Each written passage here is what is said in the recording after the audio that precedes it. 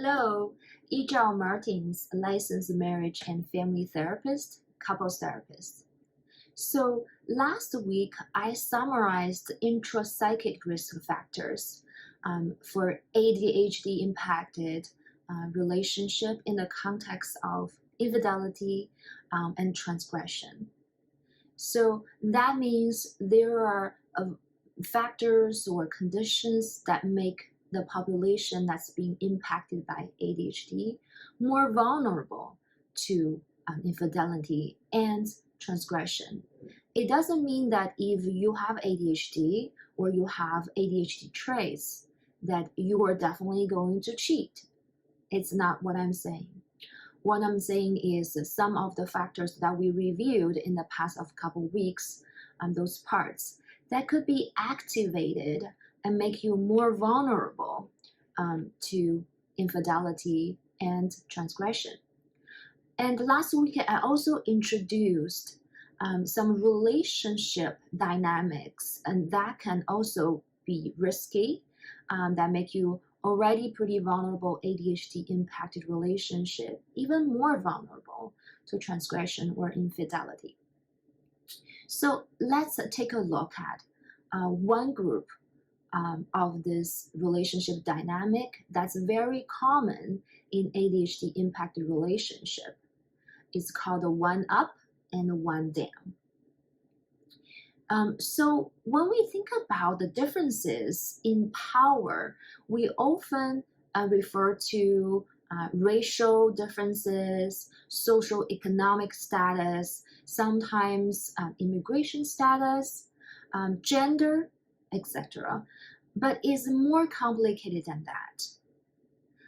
I want to let you take a closer look at ADHD impacted relationship and some of the differences in capacities that can also create a difference in the power level in the dynamic between the partners.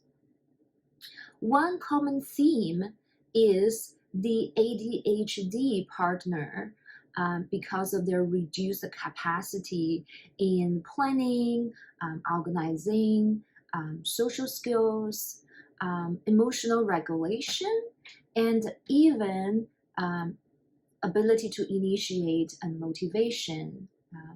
That can lead to a reduced potential for financial gain, for educational level, and for social network building.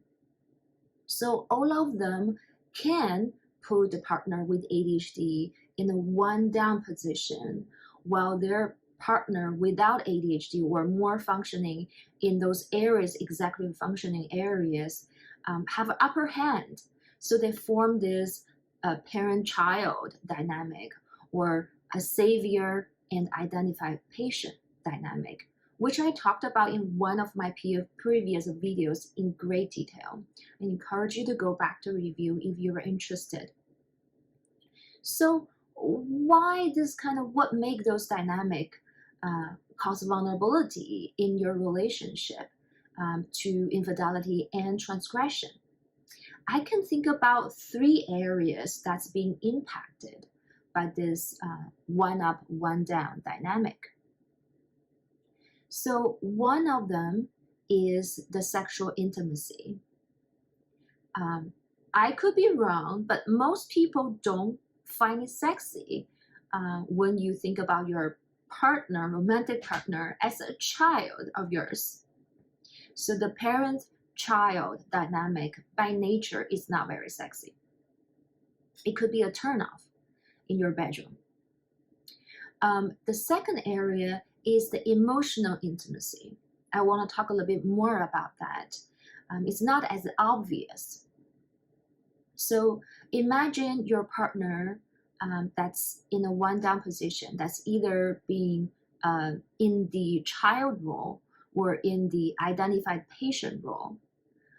That can make them less likely wanting to be vulnerable with you, to share different aspects of themselves with you, out of fear of rejection.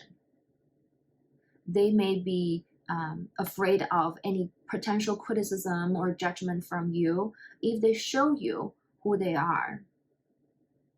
So they show up as either don't want to communicate, emotionally disengaged, or they could be withdrawing completely.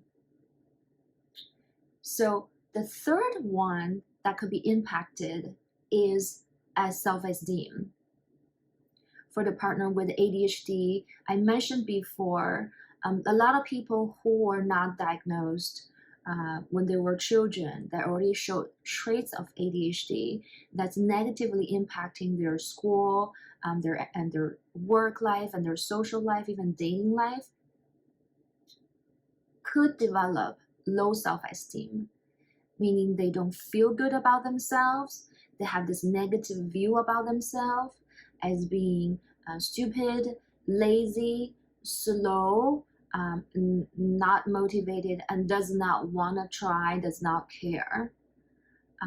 So when those challenges that come in with ADHD traits show up in their romantic relationship, when their partner points out in a way that reminds themselves of those negative thoughts about themselves, that tend to come in as their inner critic part and the partner's outer critic part combined, so they join force to beat down the self-esteem of the ADHD partner, and they could trigger a shame ball effect, and then they cannot connect with you or with themselves, and they get into shutdown mode and disengage. And then that causes hurts for the partner who does not have ADHD, who have a lot of external criticism. So ultimately, that is not good for a relationship because that dynamic causes pain for both of you. So those reactivity can really activate, I see two parts at least in the ADHD partner. One is the taboo lover, and the other is the shame ball. So we talk about how the shame ball could be activated by the inner critic of the ADHD partner and the outer critic of the non-ADHD partner. So how does the taboo lover show up? This happens especially for the parent-child dynamic. When the teenager part of the ADHD partner got triggered and activated, so their taboo lover shows saying, well, I'm going to do this, you cannot make me. I will talk to this person I'm attracted to. I will not follow your order because this engagement is actually pleasurable for me, and you cannot make me. So especially when people with low self-esteem and they crave validation and recognition and affirmation, that's very natural for you to think about.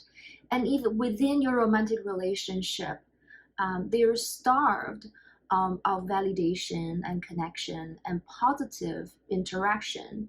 And then there's an external source that's available, giving a lot of positive regards to your partner with low self-esteem.